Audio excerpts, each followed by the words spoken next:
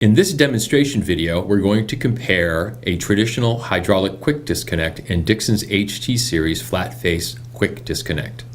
Traditional quick disconnects use a ball locking mechanism and have a poppet style valve. The open face coupler design allows for spillage and contaminants to be easily captured.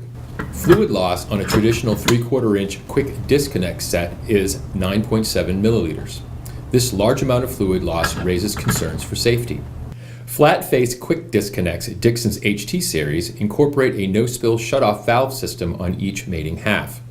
Dixon's HT series comes standard with a locking mechanism. Simply twist the sleeve to engage the lock. To disconnect, twist the sleeve to disengage the locking mechanism. Then pull the sleeve away from the plug. Fluid loss on a 3/4 inch flat-face set is only 0.03 milliliters. For more information on Dixon's HT series, visit dixonvalve.com.